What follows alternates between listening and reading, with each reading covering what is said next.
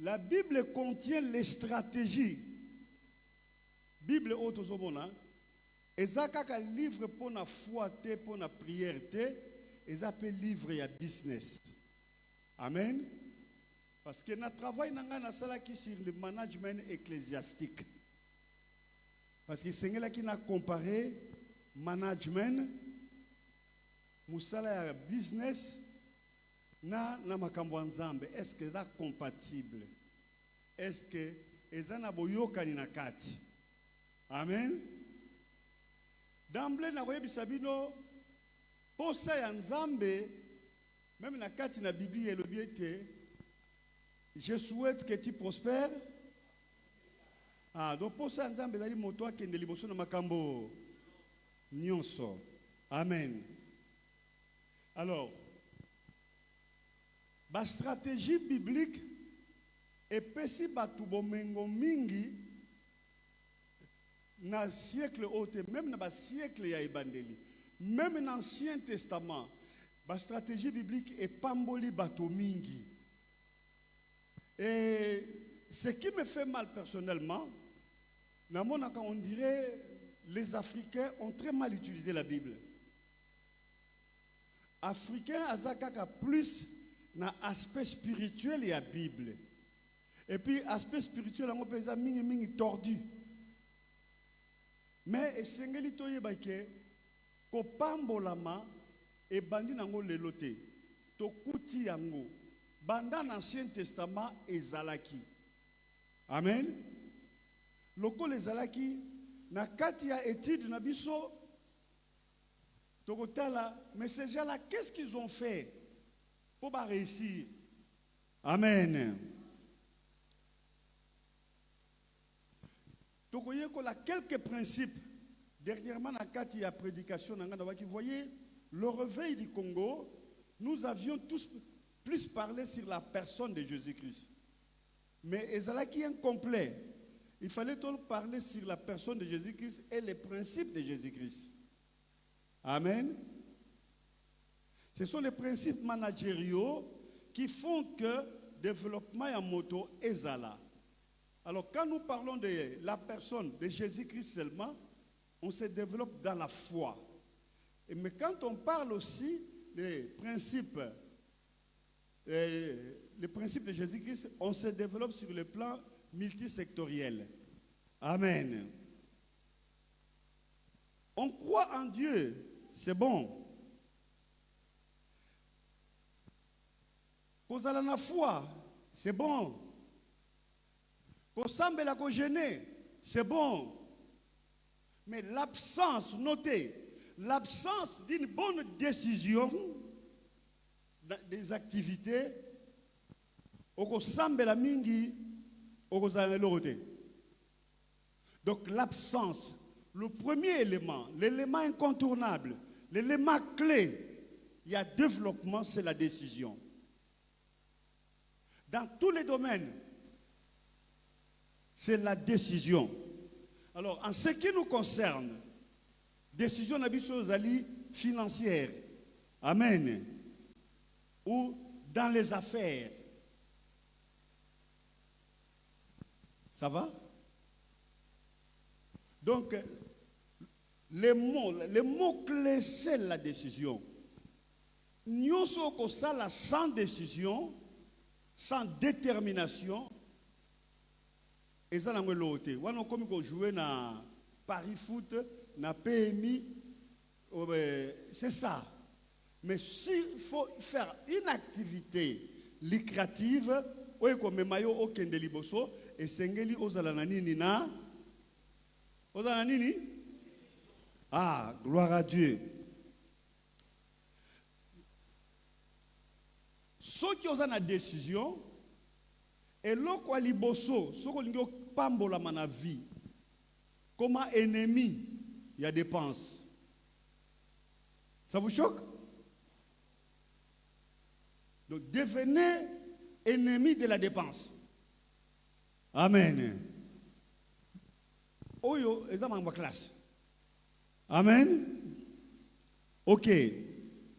Les dépenses impulsives, aucune planification, Aucune vision à long terme. Ce sont des poisons de la vie. Amen. D'accord, expliquer awa. Donc, nous avons noté. Des dépenses il y a brusquement. Des dépenses il y a planifié. Des dépenses il y a impressionné bateau. Et ça li ba poison contre l'avenir na yo. Je vous choque? Amen. Dépenses au planifié. Vous avez une vision à court terme, vous avez une vision à long terme. Vision à court terme et vision à long terme, et vous avez la fin de l'année, on a reçu la nini. Mais pour la salle, la fin de l'année, il faut que nous monter. Pour nous monter, il faut que nous décision de bomba boye. Si on qui s'appose ça à monter manayo. Bon, chez nous en Afrique, particulièrement au Congo, batu balingi ko la politique mingi po ba voama. Pourquoi? Parce que c'est une carence. Laissez-moi vous dire, bala mingi na mona dans les chefs ya batu balinga la politique mingi ezali na mona kango carence. Carence ya décision pour na ko s'organiser. Soko landi ba via batu wana koyoka ba simba ka pe mbongo mbasali lokote. Oza kolanda. Et il y a même la vie à part les politiciens, même la vie à les musiciens. Les musiciens, nous sommes tous à l'église, à l'ingéka, pasteur, berger. Donc, c'est-à-dire que là où il était, il a échoué. Il y a même chanteur chrétien, comme un pasteur. Non, ce sont des conséquences de l'échec. Ils ont presté. Pasteur a côté awa ba pesier $50, $100, $20, $30. Mais hier a côté a ko yemba faut payer $500. Moins de 500 à rejoiter.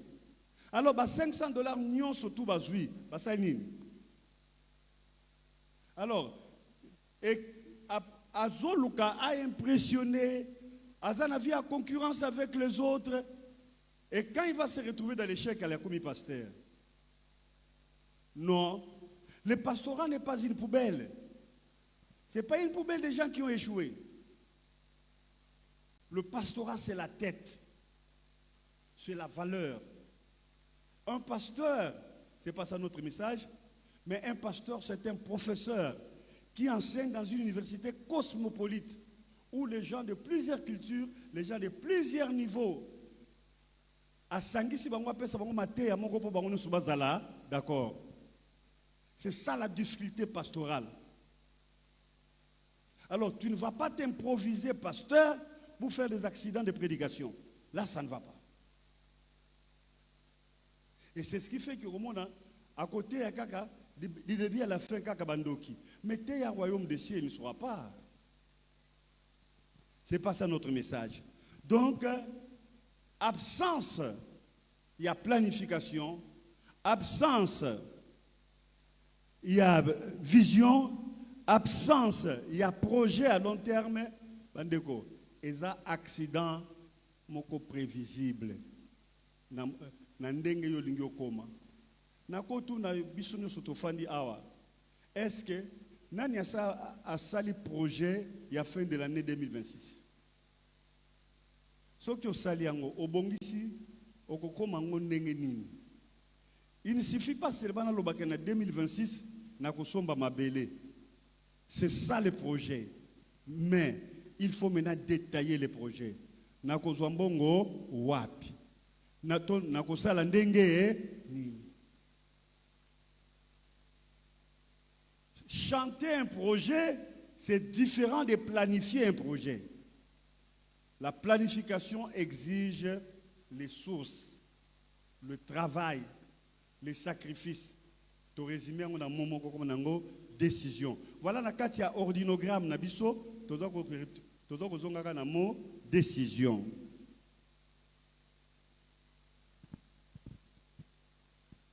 Alors vivre Wanaza vivre Congolais, vivre au jour le jour en espérant que Dieu va déposer de l'argent dans leur compte, c'est un crime. Totanga ba livre belé ya foi mutu moko sambela sambela mbongo ebimi. Bosiko yo sambela mbongo ebimi. Yo sambela na lokuta. Qu'est-ce qui vous dit que témoignage on a commis est vrai? Donc, ce qu'on a vivre au jour le jour, sans planification, sans projet, sans décision. Neko.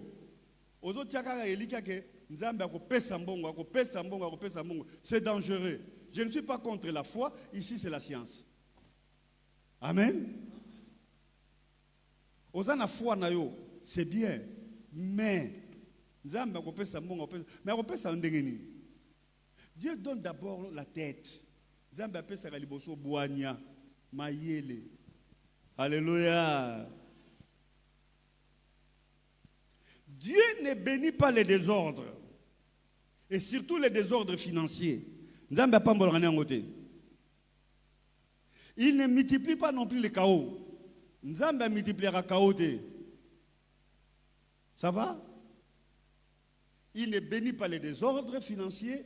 Il ne bénit pas, il ne multiplie pas les chaos. C'est-à-dire que Yozoli a mbongo lokola nguba nzamba continue ko pambola yo. Oh, ozaka yo moko mwana eh. Alléluia. Dieu ne bénit pas les désordres financiers. Oyebi ko prélever d'imiter offrande action de grâce. Pourquoi? Parce que oyebi ko ça la calculté. Dieu ne bénit pas les désordres financiers. Et il ne multiplie pas les chaos. Alléluia. Je vous choque? Ah, gloire à Dieu. Et il ne bénit pas non plus l'irresponsabilité déguisée. Irresponsabilité zanine.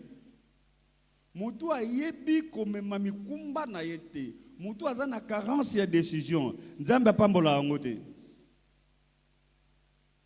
Donc l'irresponsabilité déguisée en foi. Aux autres irresponsabilité na yozo comme sango loko la foi. Binazaka na kondima tana lembongo yesili nzambe akopesa mususu. Nzambe apambola kane makamwa te wana za irresponsabilité.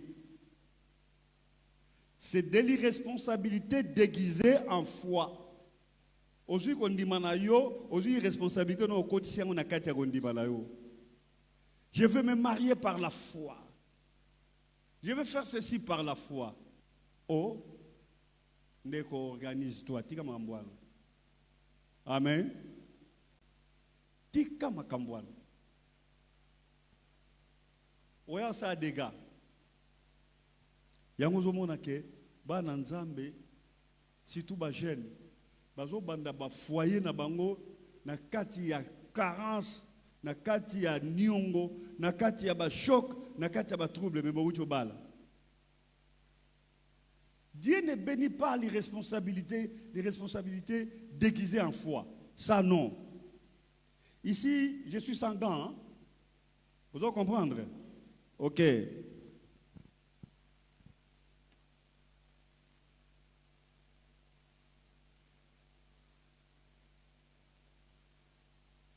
Tala. Tu peux croire à la provision divine avec l'arme. Tu peux mourir en côté. Amen. Et surtout, le serviteur de Dieu. Il y a une phrase commune chez tous les serviteurs de Dieu. Quand Dieu donne la vision, il donne aussi la provision. Mais il faut expliquer, il s'agit de quelle provision? Amen. Quand Dieu donne la vision, il donne aussi quoi? Mais il s'agit de quelle provision? Il donne la sagesse, il donne la méthode, il donne l'organisation, mais il ne te donne pas de l'argent. À vous savez, le chèque bancaire, amen. Ah, ça va? Il y a un moment où il y a un naufrage. Dieu donne la vision, il donne aussi la provision. C'est bon. Provision. Soko solo inaye, soko solo ina mutunzambe apesi provision okoyo kangoka na maloba na ye. Pe okomona ngona ba acte na ye. Alléluia. Je vous choque? Alors, Dieu bénit quoi? Donc, wana na kopesa structure nango, kalate na kota na structure nango. Dieu bénit quoi? Dieu bénit l'obéissance combinée à la sagesse et à la prière. Nzambe apambolaka botosi. Oye sangani na boyebi. Oye sangani na losambo. Dieu bénit l'obéissance combinée à la sagesse et à la prière. Amen. Nzamba pambolo kaka na désordre wana za ko salisa nzambe faute te. Nzamba sa alinganga ba faute te, alingane osa faute te. Amen. Voilà. Oyo nyonso zala ki pona survoler makambo nyonso tu na ko exploiter na kati awa. Amen. Premier point sikoyo, wana nyonso zala ki partie 1, to bengango partie A, point A. Siko to bandi voyage na biso na milieu na biso lelo. Wana zala ki to survoler pona pesa bino elengi. Est-ce que vous savez? Bonjour makambo sika. Amen. Bolingo kan facilité nde bandi siko. Amen. OK. Il faut investir avec discernement. Alléluia. Et sengeli o investir na linga les années. Ok la misala na yo, ba activité na yo avec boyebi. Moto nyonso tu abengami akela misala avec boyebi. Tout le monde est appelé à investir avec discernement. Un bon salaire ne suffit pas et ne te rendra pas riche. Alléluia. Les salaires, aucun salaire dans le monde est comme ça, moutou riche. Ça, je vous informe. Moutou soit comme riche dans le salaire, il faut vous contrôler. Je vous choque? Ah. Un emploi stable ne suffit pas. Parce que Covid et Koya, Moussa le Télémi. Crise économique ekoya, Moussa le Koufi, guerre ekokota, trouble ekokozala. Donc, un emploi stable, pour bisonio surtout bilenge tozali awa, tozala posa to ya misala mo stable. Vous voyez? C'est bon. Je suis pleinement d'accord pour la misala ozali stable. Mais na lingna bisabino, un travail stable ne suffit pas. Et ça vraiment insuffisant. Aux gens musalamo bazo foot $3,000, $4,000. Et ça qui toko makasi. Mais ça insuffisant. Et ça insuffisant na mbongo te, mais ça na instabilité. C'est un travail stable, mais qui cache l'instabilité pour compagnie ko kanga un jour. Compagnie ko sala faillite. Crise ko salama. Épidémie ko ya tel que Covid ya ki kanga misala. Donc un travail stable doit t'amener à créer un capital pour investir. Le but d'un travail stable, c'est de créer le capital d'investissement. Est-ce que vous comprenez? Tala. Musala ya malonga. Au moins, nous avons un salaire, nous avons un salaire à $3,000, $4,000. Est-ce que ça m'a bien? Mais musala wana mbongo wana bazwa ko futa yo ezali te mbongo po odondwa na bilamba ezali te mbongo po osala fête na anniversaire na yo ebandi na mbongo wana te ebandi mokolo babotaka yo. Amen. Mais mbongo wana bazwa ko futa yo but nango ya liboso ezali po okela misala oyo ekosunga yo. Amen. Donc par là, vous comprendrez même que la société est malamo, mais c'est toujours insuffisant.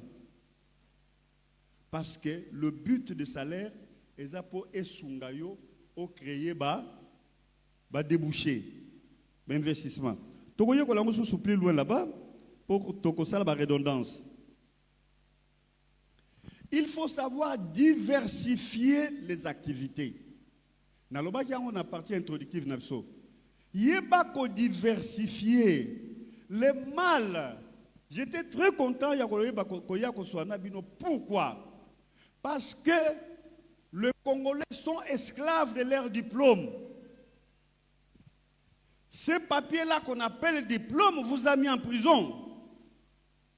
Parce que le coloyer qui droit, il faut ça la caca, soit magistrature, soit avocat, soit conseiller juridique. Ah bon? Le coloyer qui économie, il faut ça la caca na. Non. Le diplôme risque d'être comme une prison sans mur. Amen. Yangoana, tu ne peux pas te contenter seulement d'un diplôme. Est-ce que beaucoup de gens diplôme ni sengeli mutaza nango pas comme premier ministre? Diplôme ni mutaza sengeli nango pas comme président? Faculté comme président Ezali? Donc rien que ça. Ça pousse l'homme à évacuer. La vie, il faut savoir diversifier les activités. Amen. Ndeko, oye kola ki droit. Oh, mais ça m'a bêté. Bon, droit est là comme appelle. Oye kola ki nini mécanique, et ça m'a bêté. Oye kola ki nini gestion, et ça m'a bêté. Même à part wana okoko sala susu nini na vie. Donc, et l'eau que peut son bon, kaka ou yokolagi. Faut le canal délivrance. Amen. Makambo ebele yoko sala na vie, oye ko pambola yo, eza nécessaire mate oyo oyekolaki. Amen. Oyekolaki droit, mais okoyi ko comme appelle les verts. Obando boko la bangombe, obando boko la bataba, obando boko la biloko ebele bele. Amen. Nayebi moto moko Adam Mundele abanda ko boko la mabata. A beaucoup de mabata, aye ko koma à peu près na ba 5-6 000 mabata. A signé contrat na France. C'est un Allemand. Na fanda ka en Allemagne. Aye ko signé contrat na ba français. Pour ba français ba sala ka et là, on va faire foie gras. Aussi, vous voyez comme foie gras. Foie gras, c'est la cangona foie ya libata. Donc, libata, il faut foie ya libata et zambongo. Alors, type on a tala qui habite comme fournisseur ya ba français. Aïe ko comme na mabata et belé et abonga pelisous. A comment motunene? Alléluia. Il faut diversifier ba activité na yo. Ko suka kakate na oyo yekola ki na classe. Oko ko yokola pe sur l'état, oko pe ko yekola pe na ba formation professionnelle, oko ki pe lisusu kota. Amen. Ngai soki na bimaka na bela kateta na kota ki hôpital, ndele lo naza ko soutenir thèse mususu na entrepreneuriat na IPC. Parce que nazaki déjà na IPC. Pour souci nangai nazo tanga te pour na diplôme bon na osala moni diplôme est en représentation il doit représenter ka na tanga ki mais ce n'était pas ça mon objectif nangai zala ki pour na yeba pour diversifier davantage l'activité ndeko maman yo te gani mapa mbula boni na mapa 10 ans ah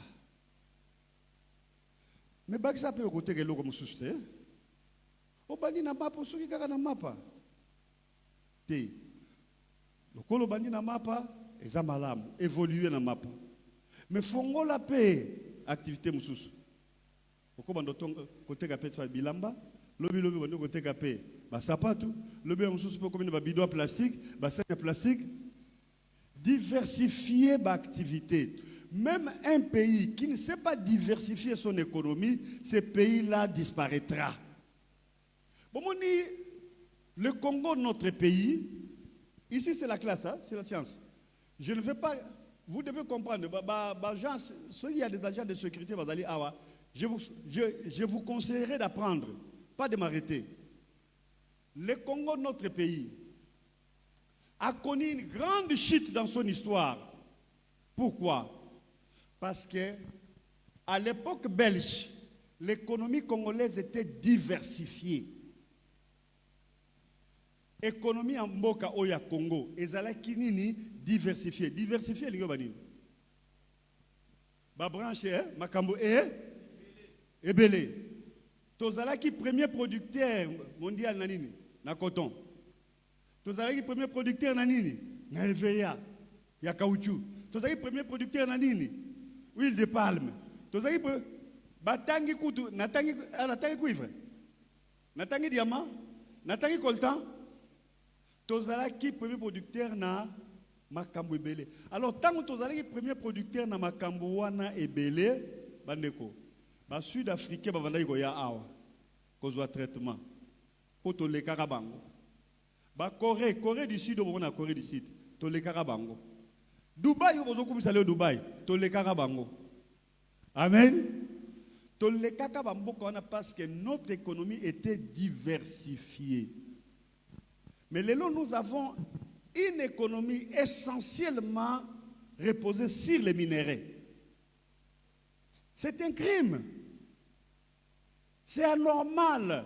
Moi, en tant que manager de formation, pas en tant que théologien, avec mes deux casquettes, Naza pour présenter en tant que manager, en tant que théologien. C'est un crime sur le plan économique. Pourquoi on doit toujours parler de coltan? Pourquoi on doit toujours parler de l'or? Pourquoi on doit toujours parler de cobalt? Oh! Ah, je suis très content de voir le président de la République qui a initié un projet agricole, même là-bas au Congo ici. Mais le Congo est tellement vaste. Nous avons eu des gens dans ces pays qui sont riches pour un produit agricole, net dokolo. Azaki abana ko exporter pilipili. Ba mi wena biloko to sombi. Biloko to sombi na supermarché wana. Kendo zo na laksa bango. Na sombi quelques biloko oyo kozala na conclusion na biso to sala. Lelo Afrique de l'Ouest a comme ko produit pilipili. Bazala na ngote za uta Congo. Amen. Il faut diversifier l'économie. Et à la pays, et à l'individu, il faut diversifier l'activité. Ce qui est esclave, il y a coltan. Mais alors, tant que la guerre n'est pas coltan, vous comprenez ça? Si nous dépendons totalement de ces coltans-là, mettons au Koufat, parce qu'il y a la guerre là-bas. Il faut tous dans une économie diversifiée. Est-ce que vous comprenez l'économie diversifiée? Misala ebele oyo mutumoko ngo sala. Toko fonga la Bible na biso na lingi to tanga na Genèse na zana référence te na idaika avant que tunzambe akela mutu. Asala ebale moko na Genèse ezalaki na 3 ou 4 bras. Il y a un fleuve qui traversait le jardin d'Éden. Pour arroser le jardin d'Éden, ce fleuve-là avait 4 bras. S'il vous plaît.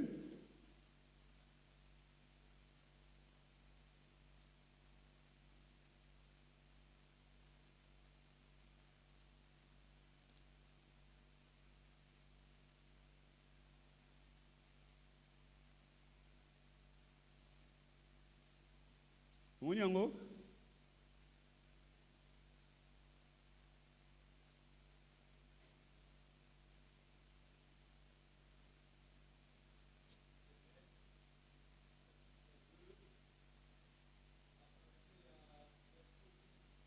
Genèse chapitre 2 à partir du verset combien? 10.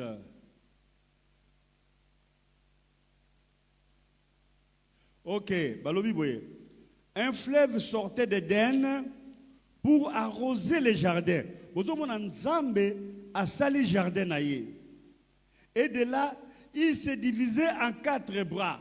Donc, ça, le salaire, et bien, combien d'activités? 4. Est-ce que vous comprenez, Rango? Ça va? Ok. Nzambe a sali fleuve pour et arroser. Verset 10 va dire que un fleuve sortait d'Éden pour arroser les jardins. Et de là, il se divisait en 4 bras. Fleuve, mon konzamba, salaire, mon konzamba, pandia, mon il était boni. 4. Amen. Le nom du premier, c'est Pessi, Combo. Et l'essentiel pour la chose, c'est que salaire, non, on peut multiplier, on peut l'activité combien? On peut atteindre 6, 7. Mais nous avons déjà exemple dans le premier livre de la Bible. Amen. Un seul fleuve a 4 bras, 4 activités. C'est-à-dire, il est comme diversifié. Amen. Pour ceux qui sont tikali kaka ne loko moko, yango bozomona ba mabale ezokufa, yango bozomona misala ezosila, yango bozomona bato baza kosimba bakisi parce que oyebi ko diversifier et lokote. Amen.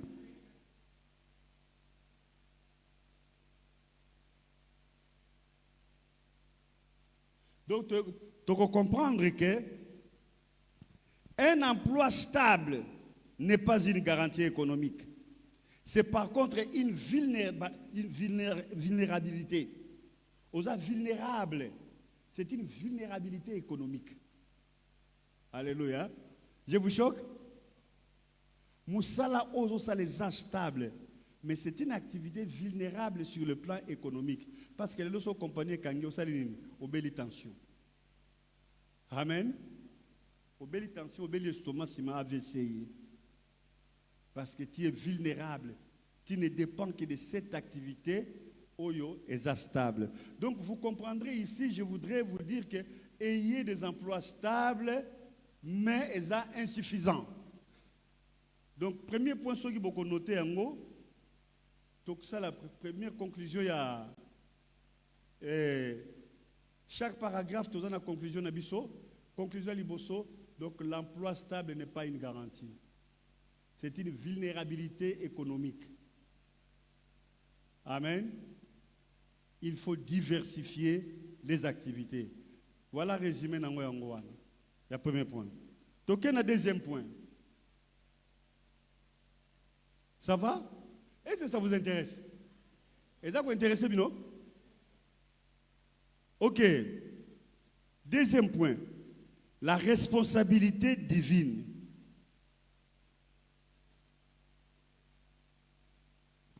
Amen. Wow. Nzambe azako souhaité teke yo sala vie na yo mobimbati sou ki a pembe bima pour fouta ka régie des eaux au fouta ka ba facture. Ce n'est pas ça le souhait de Dieu. Amen. Je vous choque. Donc tu ne peux pas continuer toute la vie à payer des factures, il y a ba régie des eaux, il y a ba SNEL toute la vie. Un jour, il faut comme indépendant. Parce que ce qu'on nous nie, Moussala et Sili, aux pensions, au kofu ta facture à régie des zones dengue. Yes, nel au kofu ta dengue. C'est pourquoi, au koki ko salaté toute ta vie, rien que pour se payer sa kaka régie des zones SNEL. Non, non. Il faut faire fonctionner la tête. Amen. Donc, aux akaka pour la régie des eaux SNLT, mais par obligation, toute la vie, aux akaka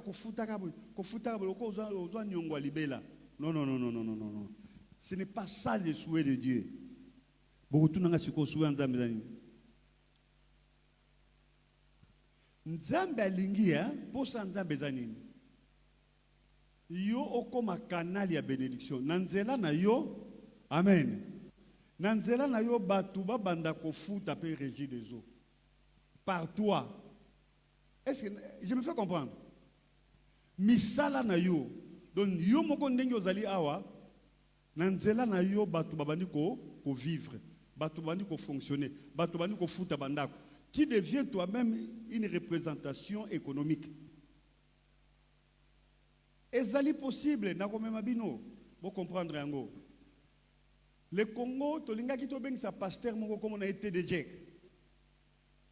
Tede Jack wana tangu to benga ye aya na Congo awa. Alobi bon. Congo ngaso na ke koteya ba futa kangai pas moins de 150 000 $. Ah oui. Biso sakalaka pasteur a été payé 20 $. Non, ça ne se passe pas comme ça.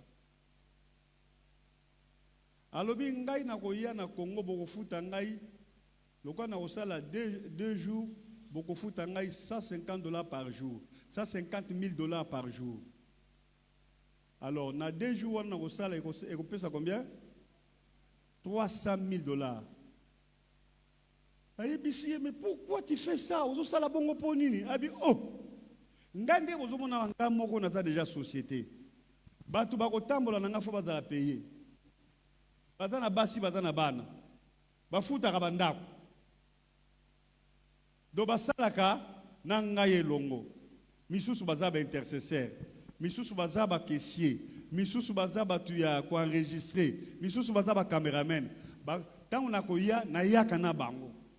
Donc nga moko na za société. Sikoyo na yebi na futa bango combien?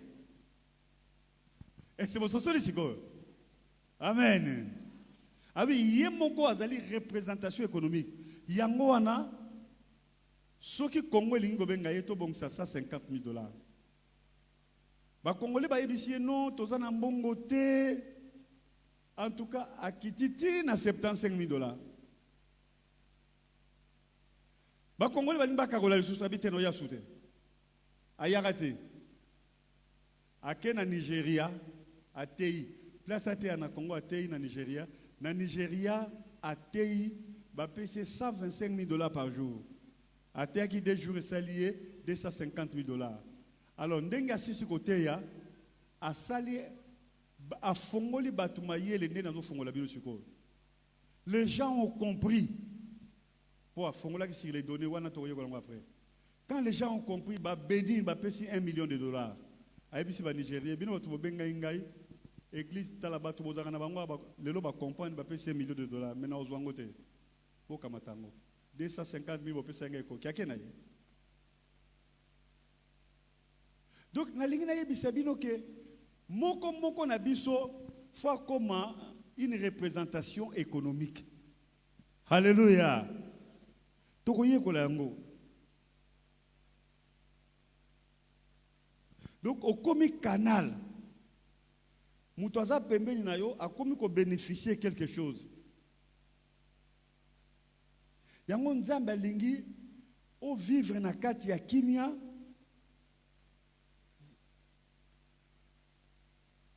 Pe oyeba ko semer généreusement na kata royaume na ye. Dieu ne nous a pas appelés pour une pénurie, hein? Donc tout ça n'a pas panne divine, une pénurie divine. Na kata ko kelela pendant que tout ça na ye. Non. Avec une décision sage et responsable, tu peux changer ta saison. Amen. Bandeko, saison ezali ba loi naturelle. Siko yobe okoki ko changer saison na yo. Biso nyonso tout toza na saison commune elanga na saison ya mbula. Mais en ce qui concerne l'activité, moto na moto aza na saison na ye. Biti ya mateya na ngai esengeli o changer saison na yo. Est-ce que ça ne commence à comprendre? De changer saison na yo. On a zomona kuna na suka Viviana. Viviane yo? OK. Alors banda bateki place na bino bakangi. Okangi pe commerce na yo? Okangi te hein? OK, c'est bon. Bomoni makambo yaka.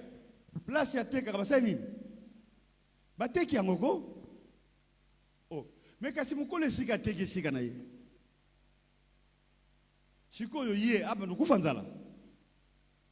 Voilà pourquoi il faut diversifier l'activité. Amen. Alors, tokoye kolango na suka na lingi bokoma sikolo parti oyo nzambe alingi so expliquer na pesi une phrase boko koma nzambe alingi moko akoma canal ya bénédiction pour na baninga qui soit une source économique, une représentation économique. Comment yango? La réponse est que na suka.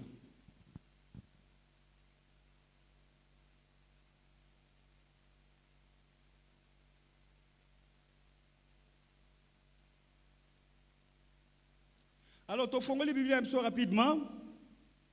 Ecclésiaste 11, verset 2.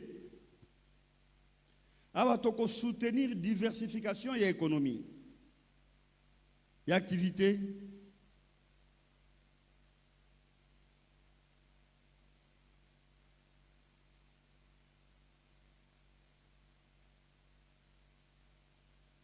Est-ce que vous avez Azali? Ecclésiaste 11, verset 2.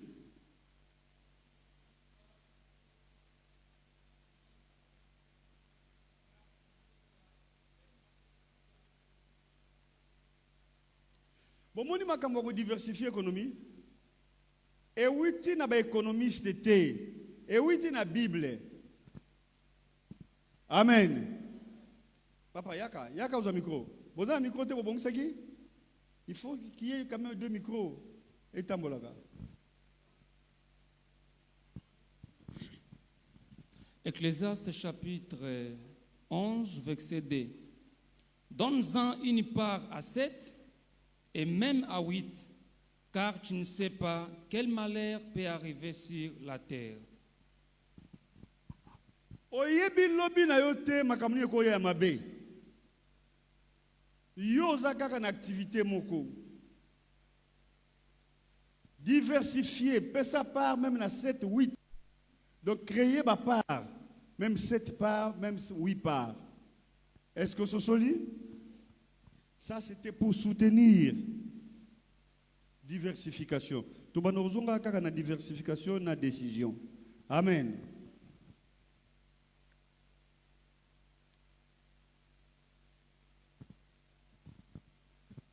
Tika ne bisabino ndeko debo azawa na après mon cabinet jeunesse. Construire une maison avec un seul pilier ou avec une seule colonne, et ça suicide. Est-ce que vous comprenez? Donc, otongi ndako na yo nakaka piqué moko. Eza nini? Eza suicide. Eko sa nini? Eko ya. Poto tonga ndako to tiba colonne boni. Combien? Ebele. Eza nango ka ndenge moko. Donc, il faut créer une activité ebele. Le parti Oyo, ezali nango ka correspondre de diversification na décision. Tu évoluer. Il y a des activités qui apparaissent abstraites. Toza na activité mingi ezali lelo. Toyebi awa tengi na zolo baboye mingi bazomona ka commerce.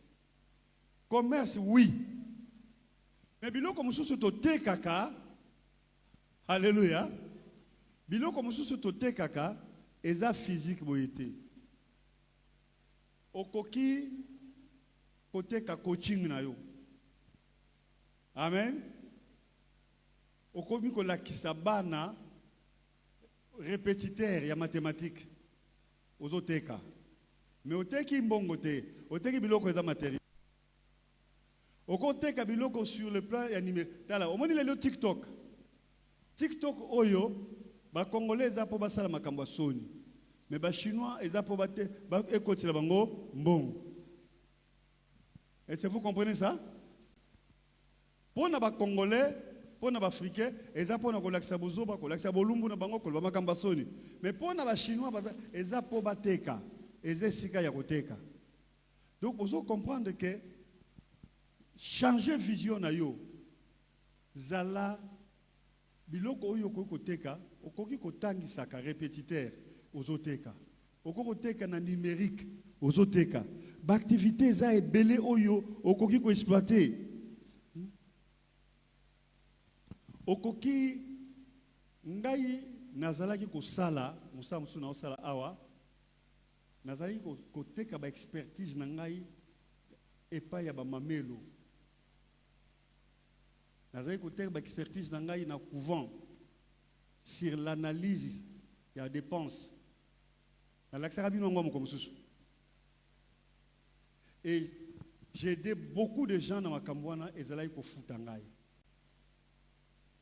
natekaki nguba te natekaki bilamba te eza commerce malamu mais nazalaki nango te natekaki boyebi je vendais le savoir et jusqu'à présent je vends le savoir amen natekaka boyebi na ngai donc eloko oyo okoki koteka eza ebele po nani napesi ba exemple ya ba biloko ezo ma abstrait parce que mingi kati na bino pa bozali na eloko liboso na za capital te Congolais kanga makanga na phrase wana na yebi ke eloko ezo bota na kati ya mitema na bino ba question bozo bongisa yango wana na za na capital te yango na ina répondre déjà capital wana capital yango te capital ezaka mbongo te amen boyebi oza nango eza pe capital. Ça va? Ça va? Oh. Bandeko, laissez-moi vous dire une chose. Mutumunga yaga awa na église, ngam na benga kai. Aya ola sabato agronomie bilanga. Comment on est manitou? Apesa pe ba brevet kaka na église. Na lobi mutu nyon so kota. Ngabo be na kota ina formation. Bozolanda? Mais so na ebisi bino ngana salela ngoti lelo. Boba yaka na ndako nanga bamonaka. Na Congo awa na Congo ngana koma ko bota raisin. Raisin koma ko bota na Congo e pa na ngana ndako. Bana si bamona. Quelques-uns si bamona. Raisin bota ka pa na ngana ndako. Mais to yekola makamwa na biso nyoso ata. Alors, wana batu nga meza ngabite eza étape expérimentale. Siko projet nangezali na bando bota na banda kolona ba secret nanga na sani na bombi. Na bombi yango siko na lakisa badyusu. Na futela ki Minerva. Amen. Alors fona sala ebota mingi. Amen. Ce boti mingi après na juba bénéfice na laksibino. Si vous avez un peu de awa tozana makambo ya business. Amen. Nalobai na bino eza foi na nini na business. Parce que yo lingi ko yekola ngote. Nga na yekola ngona ya kolakso makasi. Non. Voilà. Je vous choque na moni Matia da koseka linga tu na bongo ndenge nini wana susu. Wana eza ki pastorate, wana eza business. Ça va? Na ke bon ba eza na batu suba yake pa nanga kala na publier yango na Facebook. Na bandi ko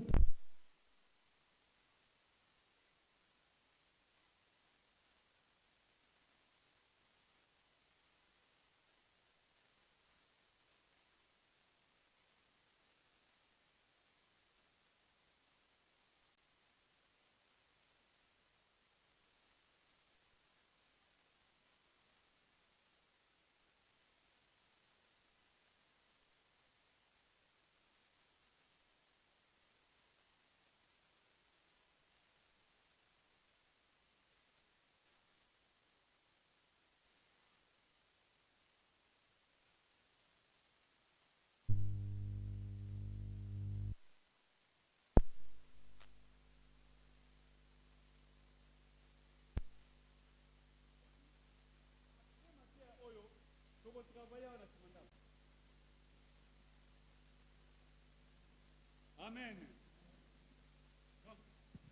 Après maté à oyo, toko travailler à un espace wana. Ah oui? Parce que ce sont des études expérimentales que j'ai faites. Na sala kia monandaku, na bimisi be pinar na katia babambu. Amen. Nana yebi période mo na lo na ba ai na katia lupango. Na katia église. Komona yango? Ah voilà. Na sala kia on a kanisi lande ko Jean Mbongomingi. Mes frères et sœurs,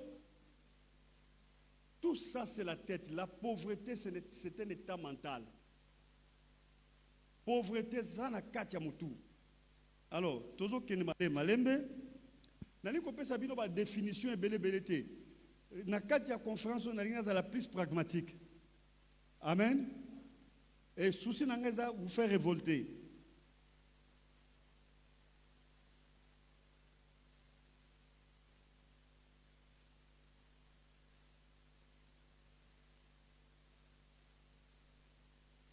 Alors,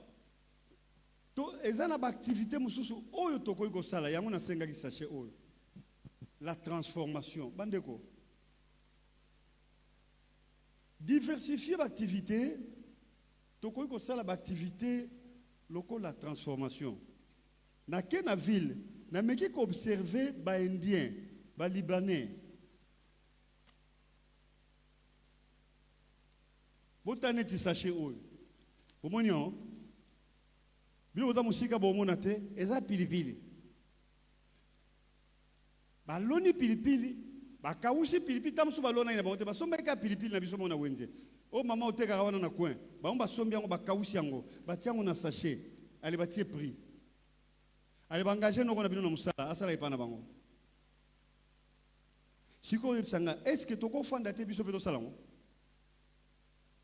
Sima au outil qu'on y a dans l'économie, au salaire demande d'emploi, engager yo et pas à indien, allez, bah tu vas on a rayon, on note kabiloko. Vous voyez tout ça? Est-ce que tu connais ça la ngote bisomoko?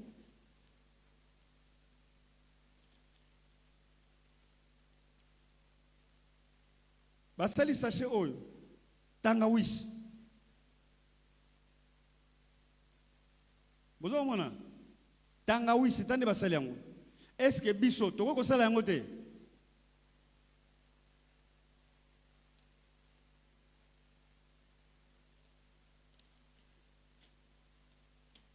Bon, o eza clou de girofle. Na boye ko somba biloko belebele, o eza ma desu. Talande ba bongi si sachet. Mais o kata so ini nzoka ndeni ma desu.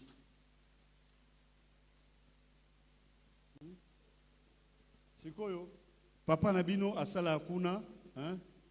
Azo sala kuna, azo fout la bino minerval, azo lat sabino, azo le sabino. Mais azo sale pas bandia, azo teka nini? Bon, biso moko toko ko sala ngote. Pona nini kaka photo ke ndoko sale là-bas. Bango, c'est révoltant. Et puis tant que tozo son bango, ceux qui na yebisio e belé à français, ndeko nanga congolais azalaki on a ko teka. Abi ça c'est les aïe, ça c'est ceci, ça c'est les piments mouli, ça c'est Abi papa ne bela français on soso bebi sa ngane loko yo moko sala ngote. C'est révoltant. Amen. C'est la conséquence de la mauvaise formation que les Belges ont laissée dans ces pays. Je préfère encore la formation anglo-saxonne. La ligne a expliqué. Passion yo mingi toza komona e witi ndenge ba flamand ba lakisa ki biso to tanga kelasi poto ke no sala na compagnie mais pas ya bandeko ya Angleterre bango batanga ka po akoma patron na ye moko biso esprit wana ezana nous développer te na bona ne moko na komi na kasavubu et pas bateka rentaba.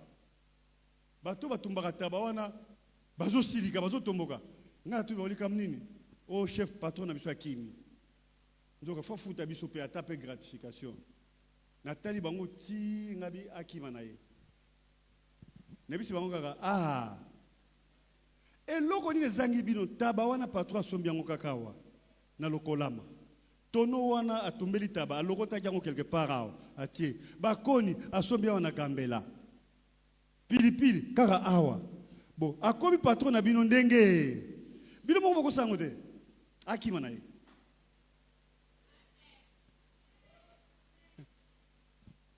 est-ce que sosoli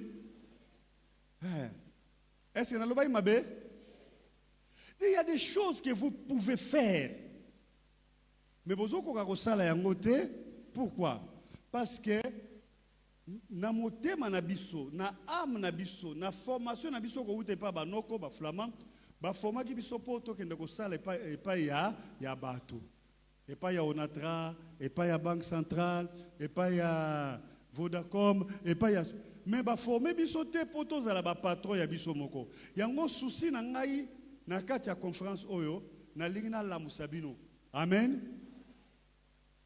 Au moins, il y a une activité diversifiée, aux autres banques salariés. Donc, non, il y a une leki. Alléluia. Ça va? Jusque-là, ils ont se non? Ah, gloire à Dieu.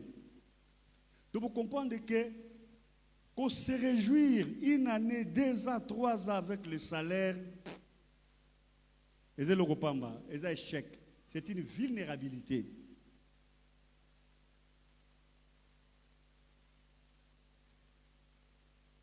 Babanda na kanisi na ebisi bino wa capital à liboso eza mutu eza mbongo te. On ne commence pas une activité na ba millions te ah toza na business mais babanda ka activité avec vision to planification. Amen. Alors planification to ya na ina kota na détail moko awa oto linto noter planification eza nini ezali organisation oyo eyaka mabongisi oyo eyaka avant ça la posa ya motema na yo amen ba mama basala kango alingi abota abano somba bilamba ya bébé c'est une planification c'est une organisation. Et dans la Bible, Yesu alingi a multiplié mapa. Et là, liboso ayebisaki ba yeko basa nini? Ba fandi sabato. Ba bongisa bango. Noki te so ba sali bongo te. Mapa eko kozala mingi me bato ba kotonda te po ba kowela. Eko bimisa kowela, eko bimisa trouble, eko bimisa koswana. Yango wana omoni nzambe aza nzambe. Mais atie d'abord la planification. Atie organisation. Batuba vanda boye, bavanda boye, bavanda boye, bavandi esi. Moutono sa deux places ya, moutono sa vandi allez boya na map. Et na map a multiplié en haut. Donc l'organisation précède les miracles. Amen. Donc en matière il y a business. Notez, dans le business, l'organisation ou la planification précède la production. Précède les miracles, précède l'intervention, précède les crédits bancaires. Elingi kolobake, organisation, mabongisi, ezali liboso kutu ya kodefa mbongo na banque, ezali liboso ya miracle, na kati ya musala ya business, ezali liboso ya makamunyo surtout, l'organisation ou la planification. Yesu azotalisa biso ngo awa afandisi bato. Po soka fandisa ka bato wana te, même ba mapa wana etikala kelinga yebana te. Tellement balinga wela molinga ko appelle salité, bato balinga lia bien te. Est-ce que tout ça soli? Et bota la organisation. Naïb Saïbino, dès le début, il faut aller l'ennemi à nini. Zala ennemi à dépense. Bandeko. Okoloba, Yesu tango asambeli mape komi mingi pasi ni amoni. Elo oni a pasi amoni wana. Moli muta komi si map. Ebele. C'est comme ça que chacun de nous va dire, non? Moli moisali, l'esprit a travaillé. Jésus est en contact permanent avec l'esprit. Na Yesu, na moli monaye ba boyi dépense. Tango mape sili et balé mapa ma petit kali. Combien de paniers? Ba boka jango? Ba pesa ba toa makina ndako. Yesu ebozu wela ngango. Akenango. Ayebisa biso pa kenango. Kisiko Bible loba te sika mapa wane 12 paniers ne kenda. Amen. Mais botanga Bible ko? Botanga. Yesu aloba te pa 12 paniers wana. Ayebi nini ya kosala na yango. Amen. Ayebi tamsu lobi ba koyoka nzala. Aboya sala kama pa mikolo nyoso. Kwa zala makambo bele ya kosala. Zwa wana to bomba to kei musale dali. Ce que Jésus a fait, babenga kango épargne. Amen. Leçon ya mibale et conclusion ya biso awa ezali épargne ezali incontournable. Okoki kozala na ba bras ebele économie diversifiée, mais soki oza na épargne te oza mutu pa ozwaka $10,000 soki oza na épargne te oza mutu pa mutu pamba loba mutu pamba obozo banga po oza épargne te. Non, mais je ne suis pas venu vous caresser dans le sens des poils. Je suis venu vous dire des vérités crues, sans gants. Amen. Ceux qui ont une épargne, ils ont mutu pa. Yebisa ndeko na waza pembeno, ceux qui ont une épargne, ils ont mutu pamba.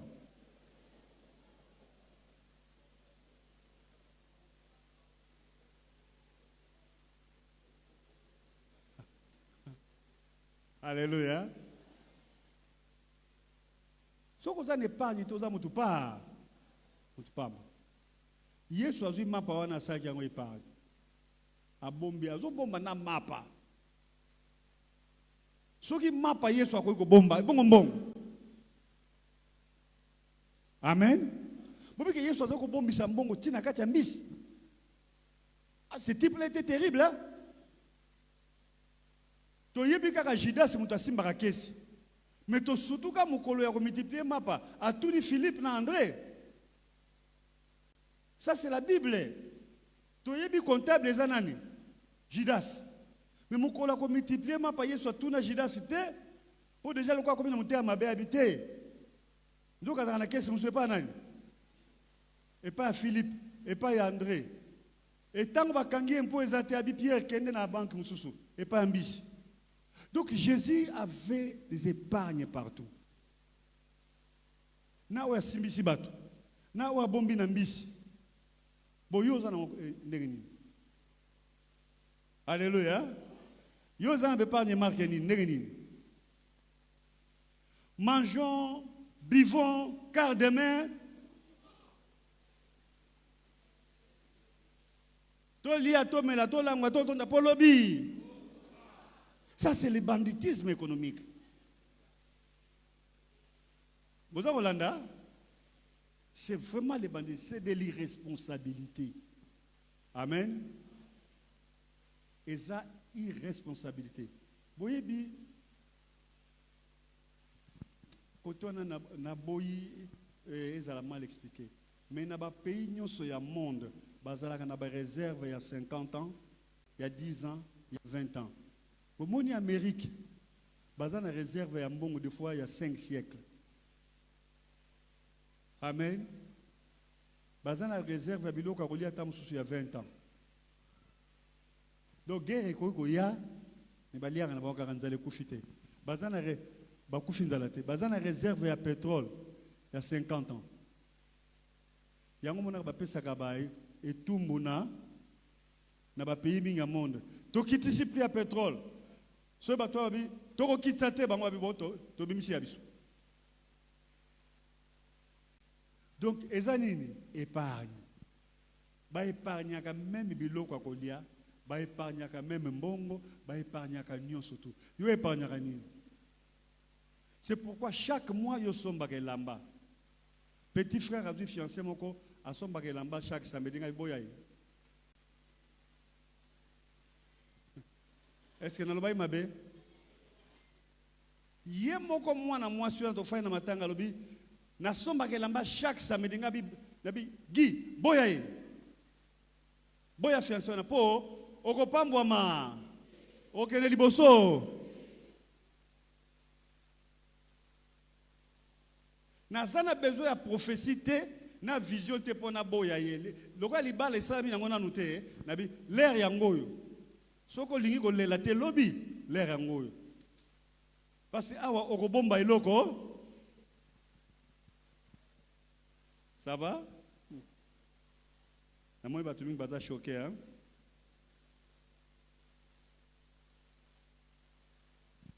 totanga na biblia na pesa référence te tant baza otalisa biso Abraham babandi na Abraham baye na Isaac baye na Jacob baye na 12 tribus ya Israël ti baye na Moïse balongwe na Moïse baye na Josué ti bakiti ti avant to koya kokoma na David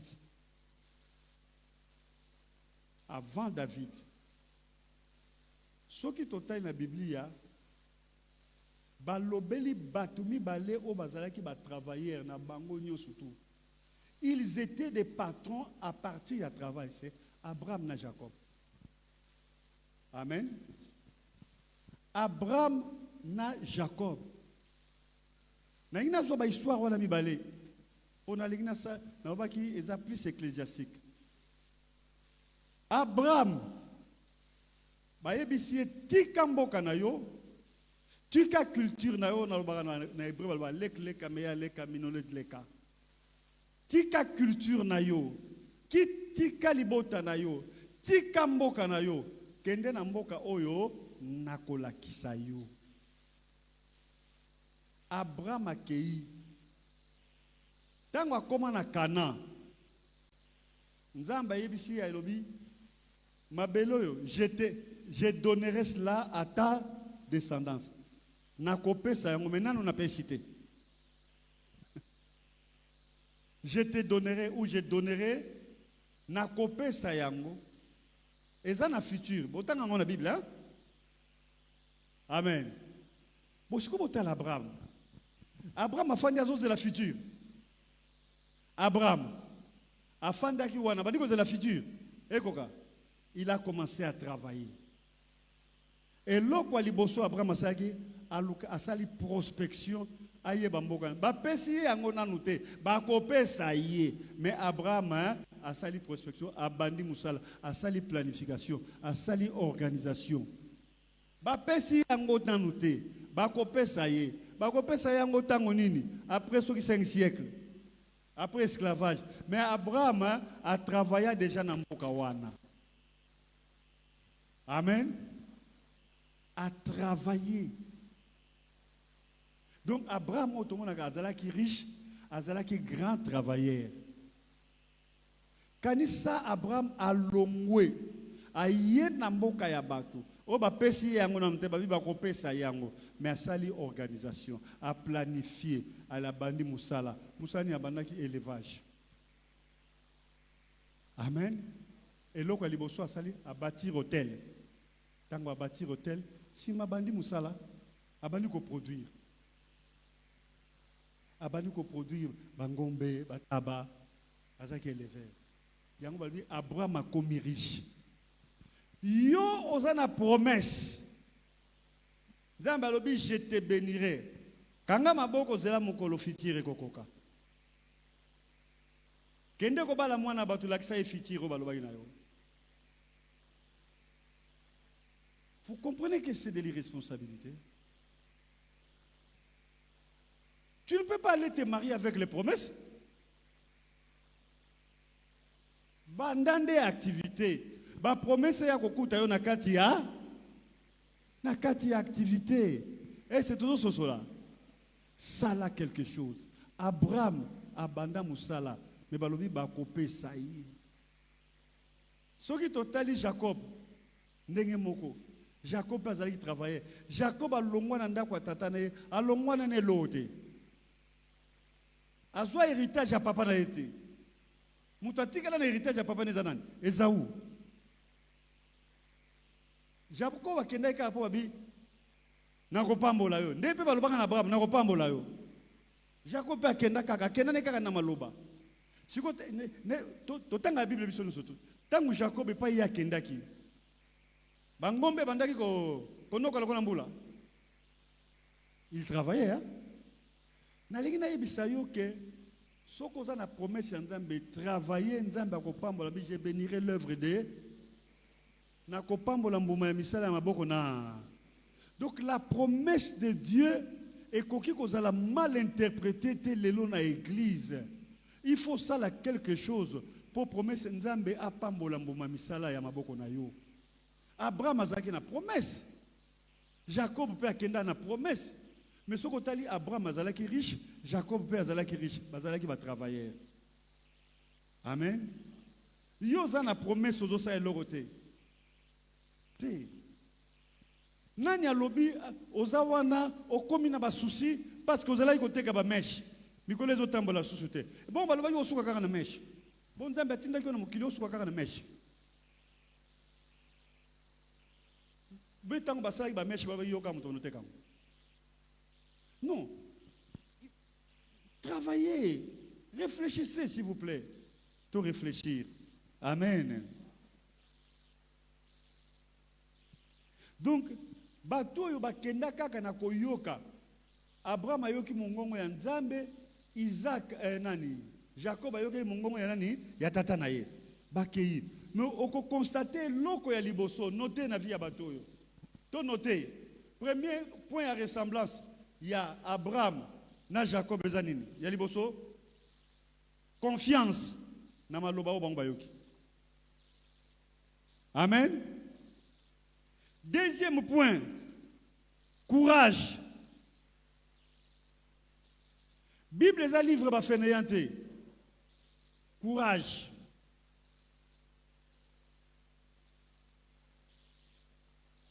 Troisième point, l'amour du travail. Jacob a lingai musala na ye. Abraham a lingai musala na ye. Lingai loko zo sala. Kolula ya muninga te zo sala te. Lingai likamo zo sala. Amen.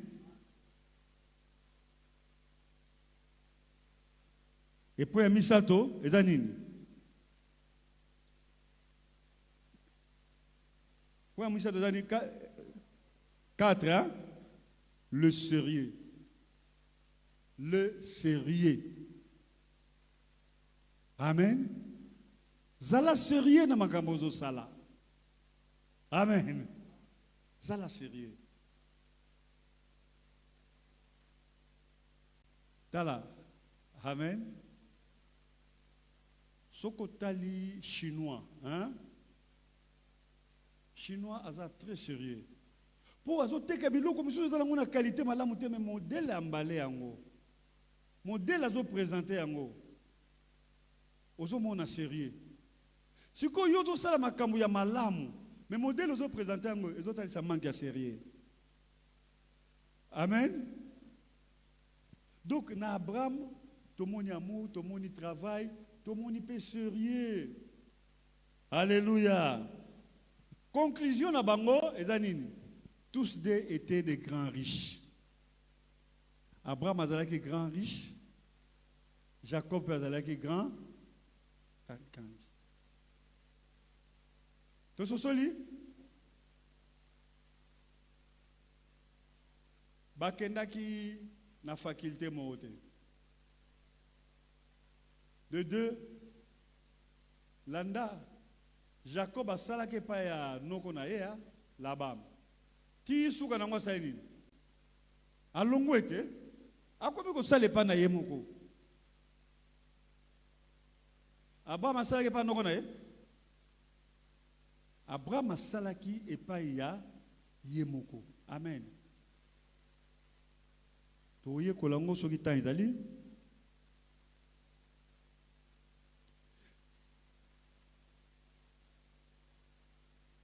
Mais ceux qui totali Abraham, ceux qui totali Jacob, bazalaki vi na bango ezalaki na ba incident ya mabe. Nani Abraham, boyi ke moi si na pesa ki Agar. Mais elongola est travailleur, pas ce côté là qu'il a vie. Vous voyez que Jacob, a qu'il a la Rachel, va pécier Léa. Elongola qui est travailleur, amen. Incident moko songolo pakalaiko comme na vie na yo. Et péci yo passe, olinga ki angote, et memi makamwa mabe. Mais ko longola yo travailleur, ça va? Et belé ya batou na décourager na ngai po batonga ki ngai. Ba décourager na ngai parce que likambo boye komela ki ngai. Na décourager na ngai te. Wana eza koza mwana nzambe te. Tout que mbangu est-ce qu'on sera terminé?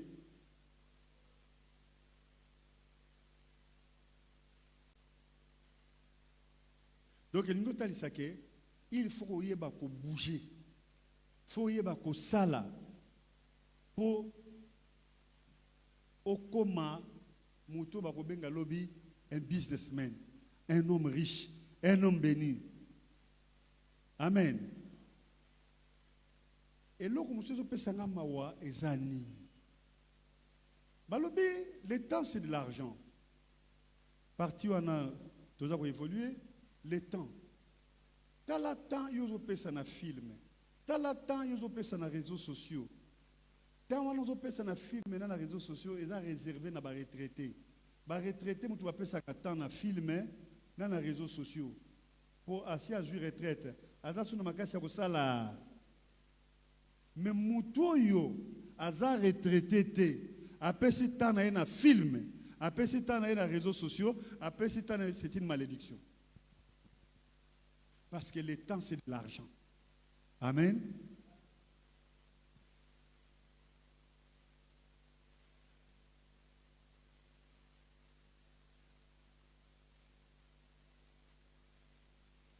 Dans mon YouTube, je vais sauter ma caméra.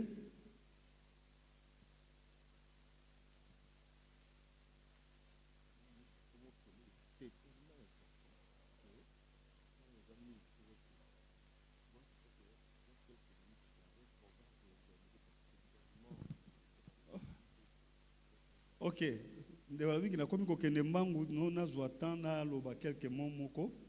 Bon, voilà.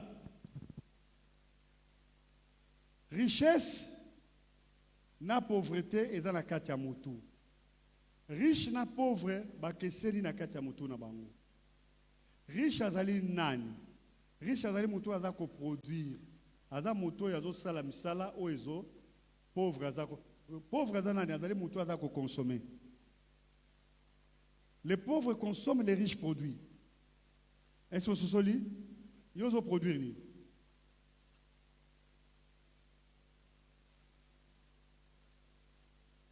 Les riches est l'ennemi de la dépense. Les pauvres est l'ami de la dépense. Amen. Au côté la pauvre, ayebi ba komba bilamba nyos. C'est une pauvreté. Souffrez que je vous choque. Pauvre, ayebi kombo bilamba, ayebi kombo ba marque non soit voiture, ayebi kombo ba soulier nyos, ayebi kombo ba basket nyos. Eza nango pauvreté. Po mokolo kozwa mbongo ekende wapi? Ekena makambo wana yo yebi. Riche soka vandi landa. Obi riche soka vandi azoluka. Ndeni na koko bimisa 1000 francs dans la poche na yo. Fona tekelo nini. Azui kaka mai ya régie des eaux a purifier yango atiango na mulangi akangi pan. Abengi yango swista. Osali. Azui mbongo na yote. Donc riche azawa na toka ndenge nini akobenda yo mbo. Neti tato ya sali azui pilipili ka pilipili na biso zaka. Ambale yango bien. Nous sommes tous sani. Donc riche a benda kambongo ya bato à partir ya mayele. Et ça différence entre voleur et escroc. Voleur aza oya ya côté sur le boko na poche ayibio. Mais escroc azali oya lobeli yo maloba malamu yo zumboko na yo moko zumboko na yo sa nini. Riche aza lokola escroc. asali makamoko ya bien, yo moko zimbongo na yo sali nini? Epesiye. Alors lokene mbangu sikoyo eloko zo bomma ba chrétien. Évitez de donner le pouvoir de décision ya vie na yo et pas à batu misusu. Olongweyo, Bénédicte Lamka. Nabandeli, Poyoka. Boya, kopé sa pouvoir ya décision, ya vie na yo et pas ya. Donc makambo yo ko sala, mutu mususu mutako décider. Olingo teka mapa te, mapa te. Olingo teka nguba, okoteka nguba te, teka mpiodi. Ozo comprendre? Vocation na yo moko, conviction na yo moko ezali na no. Nini? Est-ce que tu es solide? Discuter sur un projet ne veut pas dire recevoir, étouffer le pouvoir de décision. Amen. Bon, moni, Congo est un problème pour nous. Parce que Rwanda et le Liboso a étouffé le pouvoir et la décision. Il y a mboka na biso. Minéré na biso moko, toko décider to teka uti fele kana bango, biloko na biso moko fele kana bango. Donc tozan eloko a kolobate, eza normalité. Alors nous cessons d'exister.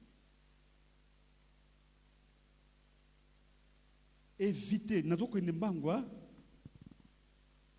Là, mbalamoko, le pouvoir divin est aliéné. Donc, pouvoir yabonzambe, les juristes qui sont là, ils comprennent ce que je voudrais dire. Bokondi onzambe apesa ki comme nini aliéné lingo besali leko esili balongoli yango. Amen. Pona nini ozali susu na décision te ya salaire na yo, oza na décision te ya mutoki na yo, oza na décision te ya makambo lingi osala. Alors bonzambe sali nini ekufi. Nzambe akelaki mutu na pouvoir ya décision. Amen. Botala but ya Europe. Europe obozo na poto bazaba ndoki. Au souci ya Europe ezali nini? Afrique ezala na pouvoir ya décision te. Minéré na biso moko bango bayeba tie prix. Eloko na biso moko bango bayeba tie prix. Toteka biloko na biso na prix o bango bakosala nini? Bakotia. Donc balongoli biso batu. C'est pourquoi mona balobaka ba noir baza ba sous-homme, ba noir baza ba macaque. Pour balongola ki noir pouvoir ya décision.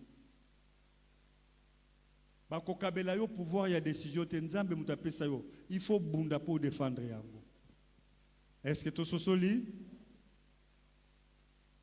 Yango zomona que les pauvres cherchent toujours l'approbation des riches, mais les riches ne cherchent pas l'approbation pauvre. Donc, pauvre, alukaka toujours kozwa autorisation ya nani? Ya riche. Eza différent na conseil. Conseil eza eloko mususu. Mais décision yozo que nous voyons l'eau mususu. Amen. Alors, et puis conseil. Basenga yango na mutu aza na expérience. Pe na mutu ayebi. Amen. Yozo que nous doit conseiller à n'importe qui, aucun libosoté. Yemoko asi asala pa na likamunini. Et pas yozo que nous doit conseiller. Mutuwa nous doit conseiller na bakamuna yo. Asala pa na domaine nini. Na likamunini. Conseil bazo yango partout. Est-ce que vous soli? Amen. Aucun soit conseil à libala et pas ya mutu oyo. Hein?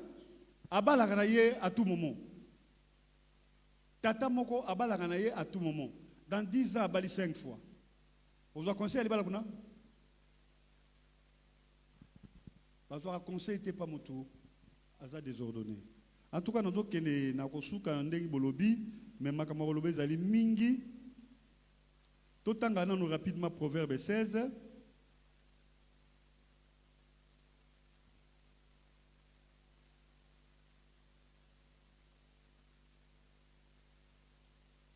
Pour te clôturer partie, on a un Proverbe 15, 22. Proverbe 16, 9. Proverbe 15, 22.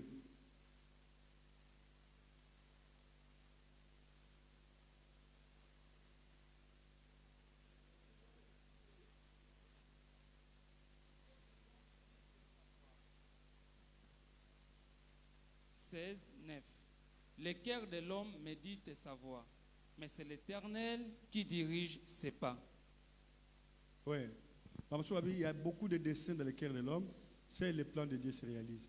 Donc, nous avons le pouvoir de décider, de méditer.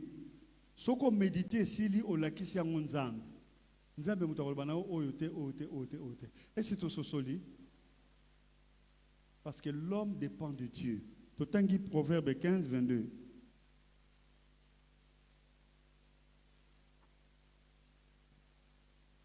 Les projets échouent faute d'une assemblée qui délibère, mais ils réussissent quand il y a de nombreux conseils. Vous comprenez? Projet allez échouer, ceux qui battent belé baza ko décider de makamunayo. Mais ceux qui baza ko conseiller ça va. Est-ce que c'est tout lit? Donc comme na souka s'il vous plaît. Alors Totangi Ephésiens chapitre 5 versets 15 à 16.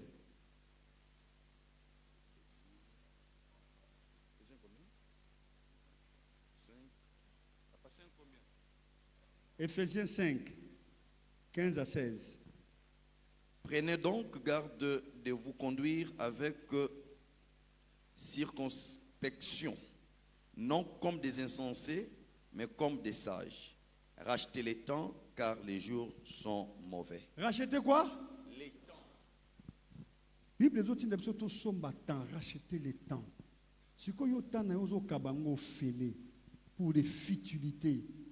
Même pas pour lire, même pas pour s'instruire, même pas pour réfléchir pour les business na yo, même pas pour diversifier activité na yo.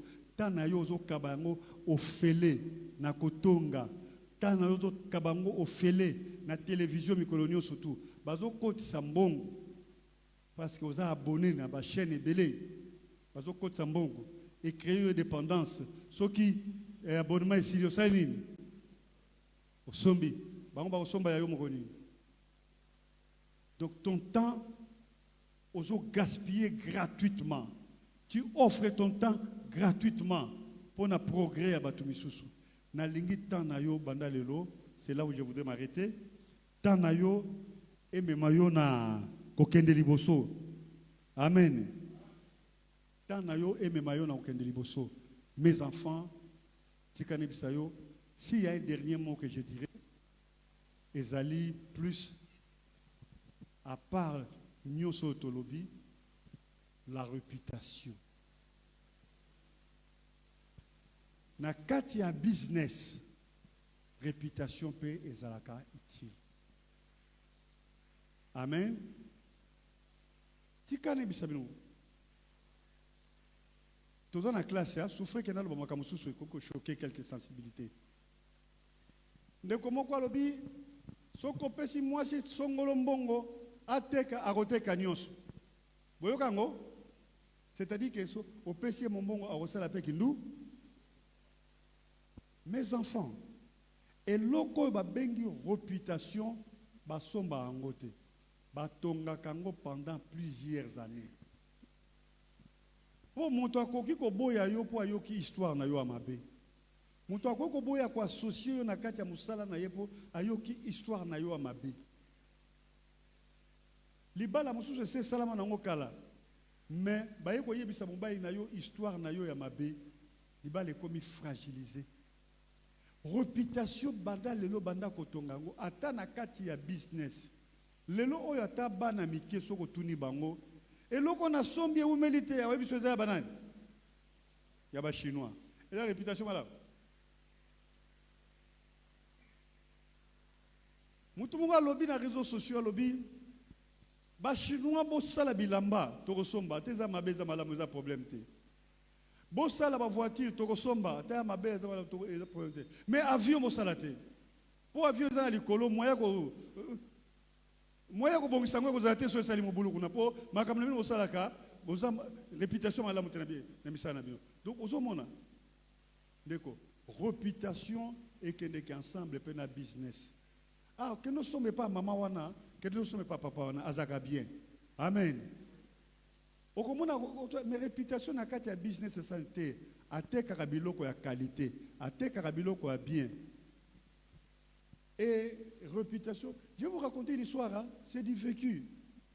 Vous voyez, frère Gloire, donc, notre fils cadet, moi, je suis Gloire. Gloire, azalaki, na deuxième primaire, na tumba na kanisi. Ndako na biso ekangama na commune. Maison communale ya Mongafula. Fandi na ndako na ba pasteur Jacques Betoko, pasteur Yves, tozo sur la makambo ya prédication. Tomo na batu bakoti na ndako. Nini? O mwana na bino aza na commune. Azo samba. Mwana nini ba ono swazali ate o ya muke wana azai na deuxième primaire. Aza na uniforme na yokuna balongo na classe bazo samba na commune. Asali nini? Ah tomoni kande bazo samba kuna na commune. Mwana ya deuxième primaire azo samba na commune.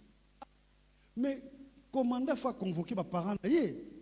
Biso ba parents tozali aba bazo convoquer biso te pourquoi? Biso nous sonna ba pasteur ba ekotala na ndako tobimi inde ti wapi? A commune. To commune na commune na tuni mais likambo nini?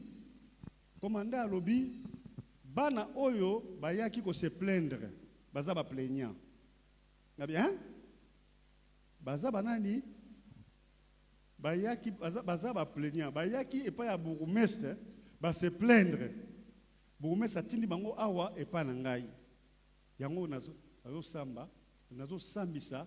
Baye kofunda mama moko atekelaka bango mikate mais akosaka bango mikolo nyonso tu so ba pesi admeto mikate ya 3000 ya pesa mikate ya 1000 francs aliaka bango mbongo mikolo nyonso yango wana balongo en école bayeti awa baye kofunda. Alors tango na kengabe mais pour nani oya koyebisa ngate beaucoup mais ça dit non.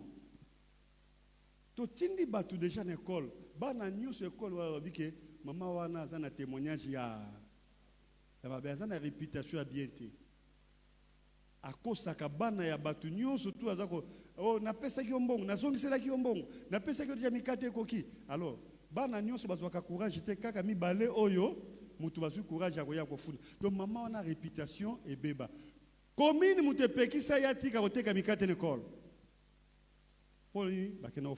Réputation na yoso ke baby okozanga ba témoin na vie. Réputation na yoso ke baby okozanga ba client na musala na yo. Réputation na yoso ke baby business na yo ezali bloqué. Amen. Battez la réputation na yo. Mutu oyo aza capable ya ko baby sa réputation na yo kabwana yo. Je vous choque? Ah oui, ça le quoi classe. Moutou azali capable, il y a combien sa réputation no sani. Kabwane pourquoi? Parce que azali quoi moutou a simbi vi na yo na maboko, akoki ko boa kango esika alingi. Attention. Même dans les affaires. C'est pourquoi zala musika ya moutou oyo akoki ko bebi sa réputation na yo. Pona lelo makambo kolobezaki mingi na lobaki nazo makamsu to yeko la moto yeko to natia kango vers la fin. Malheureusement les recoquis to comme 19h30. Pour tia bo pour mon comme est-ce que c'est possible non? Ça va. Na tuni kaka est-ce que bo c'est pas na makambo? Amen. OK. Nous avons besoin de quelques questions peut-être 2 ou 3. Bo ba maman mi balé ba papa mi balé. Na makambo to sololia. To banda na ba papa. Papa c'est que motuna izali na opinion so papa ou tukoloba na. Na onyo so to solo lelo. To lobina no ba papa ba lengeti ba papa. OK. To zui na ba maman, papa va se manifester te, ba maman. Ah maman, merci.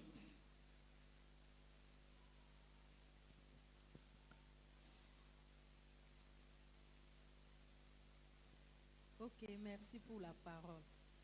Papa nalinga kina tuna boy. Au sali ba faire, ozo investir. mais ezo marché na ngote. Bato zo travailler na bango bazo baby sango sikoyo et pesa rapé découragement sikoyo pona wana il faut salani. C'est grave te maman. Ba faire nani azo sala yo bien bango. Ngai mutu nazo sala. Kasi longo la bango te.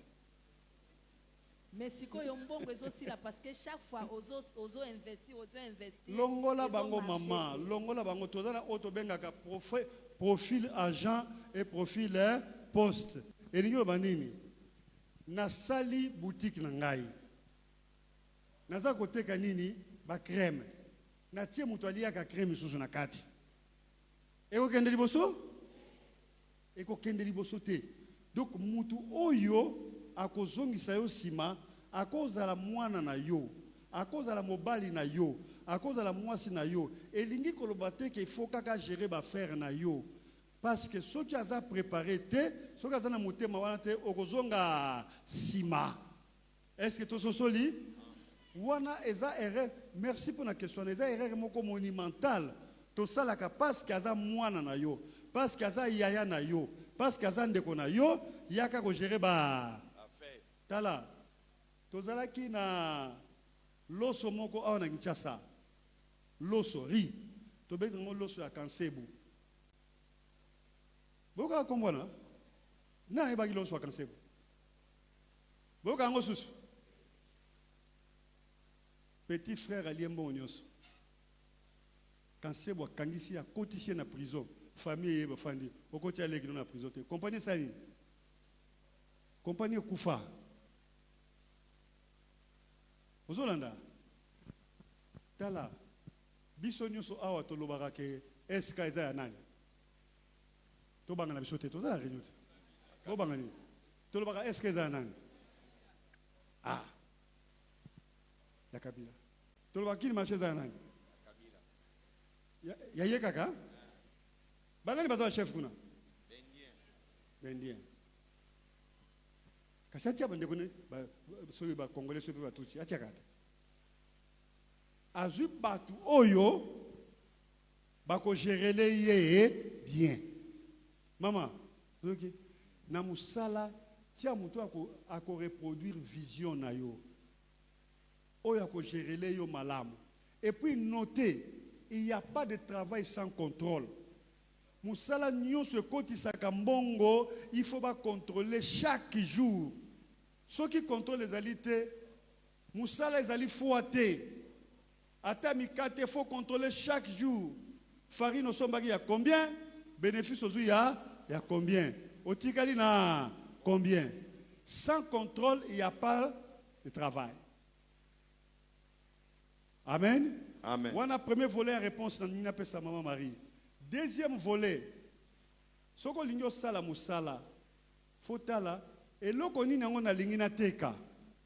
Exemple, au sombi fufu awa na gicha soke teka na ba Congo. Vous avez des fils? Wani? Po fufu e wita ba Congo. Yo sombi oke ko teka kuna. Te. Donc, foye ba batu oyo na ko teka la bango nini? Bato bazali abaku ko somba eloko nini? So babenga ngo étude de marché. Soko sali étude ya marché te moyen ça la commerce exacté. Nakasi na répondre à la question hein? Oui, maman Moussouaza. C'est qui maman zate to le ki na bilenge. Ba jeune, c'était clair au fait hein? Bonsoir papa. Oui. Merci pour la parole accordée. J'ai juste 3 questions et une suggestion. On nous avait dit avant, Papa Kindia abandaki côté Kapondu, adotinde la bateau en Angleterre. Est-ce vrai? Si vous pouvez nous expliquer, tous appelez moi expérience à propos nango. Kaka Pondu te nandunda.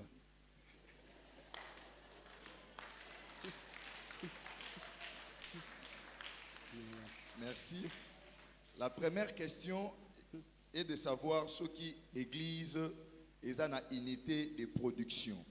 Parce que je me rappelle, avant, vous nous aviez dit un moment, tout le monde ça la forage à une église.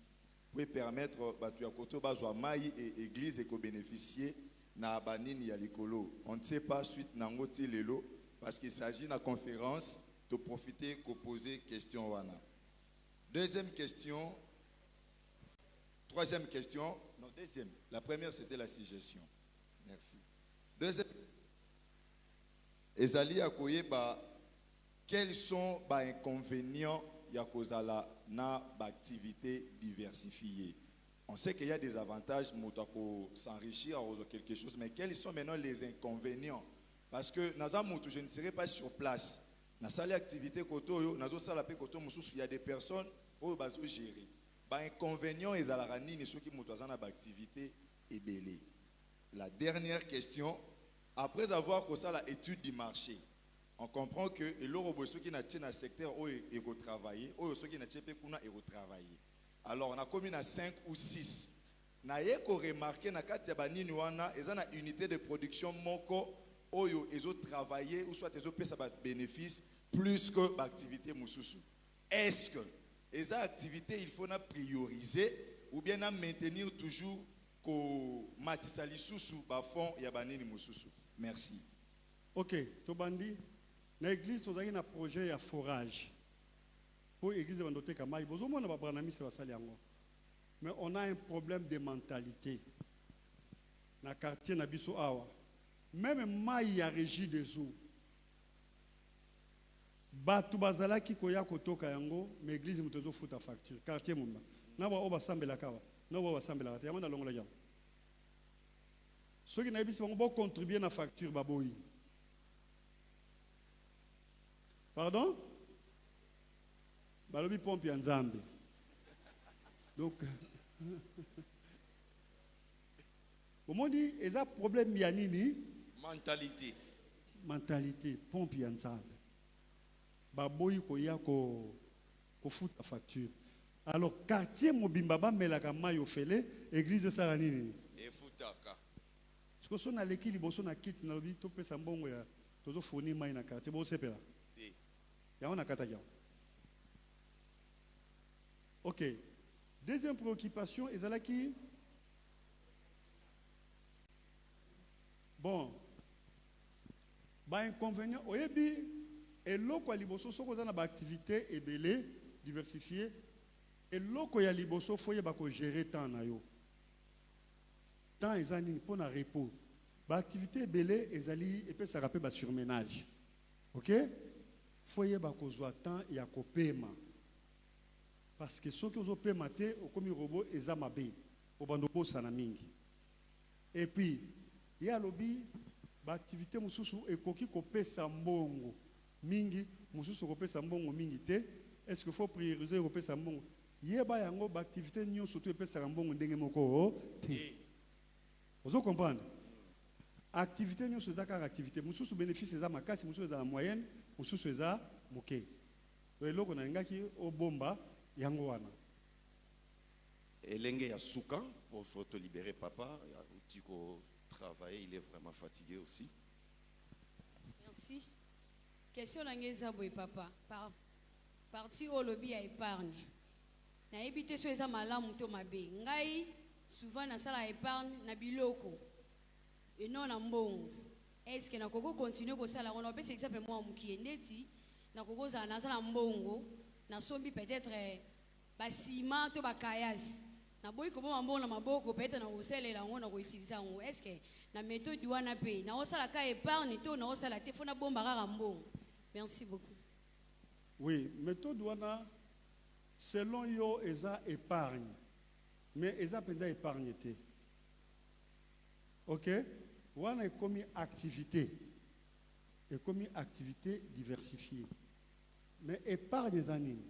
Eza ko bomba mbongo. Mais ko bomba mbongo pe na ndako te. Bomba mbongo na banque, bomba mbongo na ba caisse d'épargne. OK? Parce que mbongo wana lelo soki likamoko brisque bimelio. Okoteka simate ekokita talo parce que oza dans les besoins. Ezaka $10 okoteka ngo brader ngo même na $5. Donc le ciment c'est vrai que basomba ngo na mbongo mais dans les besoins le ciment n'est pas égal à l'argent. L'argent reste l'argent. Yango wana épargne na ba bien matériel eza mabete mais eza yango penzate. Amen. Et s'il y a quelque chose que j'aimerais dire en passant, objectif n'a pas été souka et yango yo. Il faut montonyo soit comme na un jour na vie na yo, mbongo na yo e banda ko sala na place na yo. Est-ce que vous comprenez? Ofandi mbongo e bandi ko sala na. Vous boyoka makambo yo. Amen. Ofandi na yo to lali, mais mbongo na yo ezali ko sala na place na yo. Donc donnez-vous cet objectif. Nayebi papa moko awa na cité verte azalaka ko sala na finance à l'époque. Asala ba activité na ye ebele ye kutezaka ya bandako. Mais chaque mois mbongo ba locataire na ezaka $18,000. Chaque mois azandi ali alongwane pe musala. Azwa passion prématurée afanda ni ndako. Mutande ngwana eza normal atala YouTube banda tongo te pourquoi. Eza normal à la télévision, banda tongo ti pourquoi. Pona nini? Po ata tali na yembongo yosani. Ekota. Bon yo pe landa ye kaka. Ça va? OK. Est-ce que vous comprenez ma sur le bien? Vous comprenez, hein? Bon. Et ça c'est le gros bac.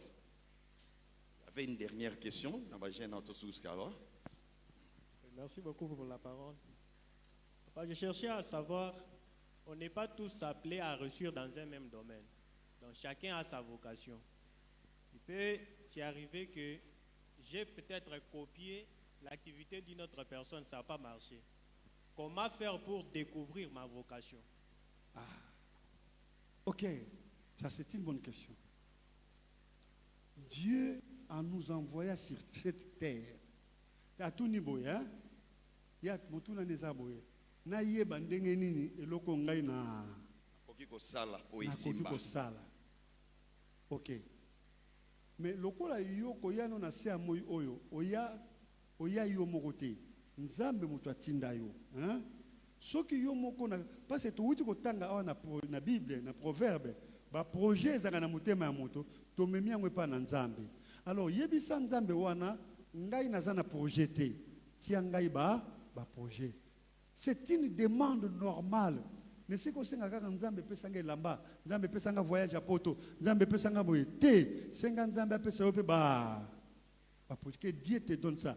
Mutu nyonso tu na se amoyi oyo Nzambe atia likabokati na ye. Amen. Nzambe azana ba talent apesa mutu na mutu, mais selon ba capacité na ye. Vous comprenez? Nous n'avons pas tous les mêmes capacités, mais chacun de nous a un talent de Dieu. Ça va? OK. Tomoni ba question to cocktail et mawana. On doit libérer papa s'il vous plaît. Bon, Jeanne Moussousou, comité karaté, topesi. Bonsoir papa, moi c'est pas vraiment une question, c'est un petit conseil que vous pouvez donner à quelqu'un. Il a son activité, même besoin d'un partenaire, mais la personne vient avec de l'argent ou une autre idée à l'encontre de ce que la personne a donné. Qu'est-ce qu'il peut faire? Je n'ai pas très bien compris sa préoccupation. Est-ce que Didier, tu peux répéter ça si tu as compris? Oza kosala mosala par exemple business moko songolo. Moto mususu aye na misolo pour que bosala eloko mususu. Face ya demande wana okoki ko réagir ndengeni. Ya liboso faut sala eloko oyo yo lingi. Sala eloko oyo yo sali étude na yango bana besoin nango. Sala eloko oyo mais soki okei ko sala eloko oyo po mutu wana ye na mbongo wana zaso eloko na yote comme ya ye. Ya liboso fo bomba yango wana. Amen. Eza susu ya yote eza ya ye. Pe eloko ngo pozo sala eza pe vision na yote. Eza vision nani? Ya ye. Mbongo eza ya nani? Donc, pour la question, na quatre choses en partie. Mais ce qui m'a alingi a aidé yo, a financé yo. La qui ça y est, commerce n'a na salaka, natekaka eloko boye nazwaka bénéfice boye wana tokoyekola yango prochainement babengaka bato wana banani baassocié to baactionnaire oza kaka obligé te osala babusiness to bafaire yo moko kaka moto mosusu mpe akoki koya na eteni na ye ya mbongo atie mpo mosala wana esala nini ekende liboso na suka mbula bokaboli nini babénéfice tokoyekola yango il faut moto azala motema décision nyonso wana eza précédé na décision mpo soki décision eza te omoni bato biso bacongolais mpo mona bato basangani basala business commerce moko boye ntina suka mbula bakabola bénéfice avant suka mbula conflit ekobima mpo bakozela suka mbula te o ngai mwana na ngai abelaki noko akufaki te il faut bokomaka nyonso soki na kati ya baaktivité na yo omeki koassocie mutu to bosangisi mutu na mutu bokoma bapapier mbula ebeti tokokabula mbongo te tokozela fin de l'année ndako na bino ekwei tokokabula mbongo te tokozela fin de l'année hein? Petite sœur na yo aboti tokokabula mbongo te tokozela fin de l'année noko akufi tokokabula mbongo te tokozela fin de l'année yo so changer date ya paye na société mais alors il faut respecter les clauses yango tobaki décision les clauses wana tokoyekola ngona wana nakanisi nalobaka ngo na conférence moka ya boye na Angleterre na Willesden nakasi mami akoyeba na bike bakongolais ata na poto bakoka kosangana te basala activité ensemble basuka kaka na kobebana mais mindele bakende liboso bajuif bakende liboso biso tokende liboso te po ani improvisation le non respect des convenances nakanisi mpona lelo tosuki bon nayebi te so bosepeli ah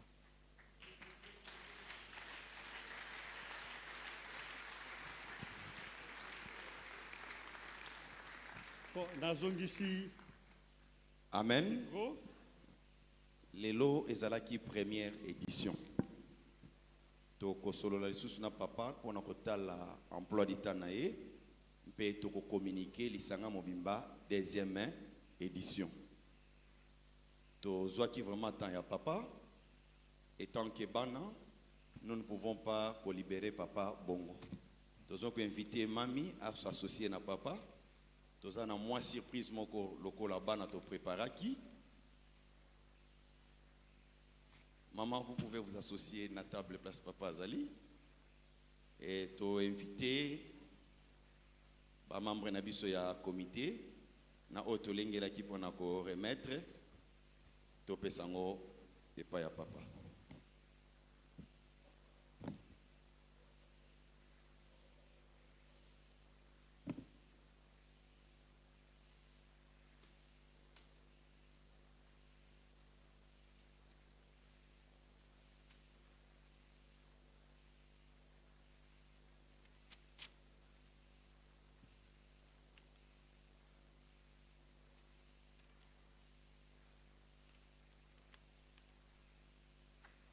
Est-ce qu'on peut acclamer?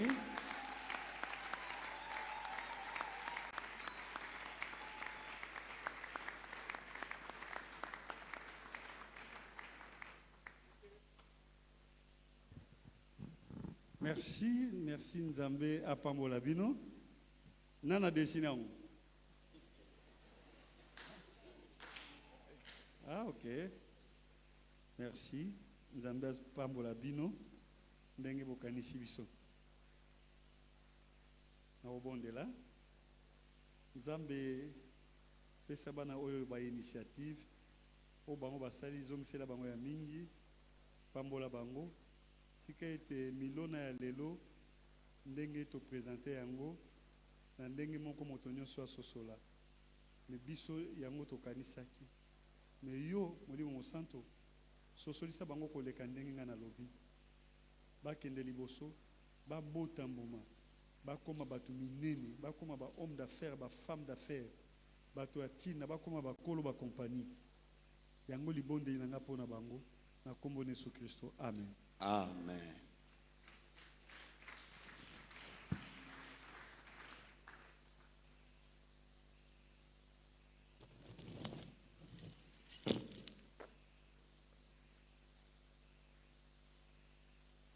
Je crois que Papa Zaki n'a pas course, il est vraiment fatigué. Avec son autorisation, Tozo libérer Bango, comme ça nous allons continuer le programme.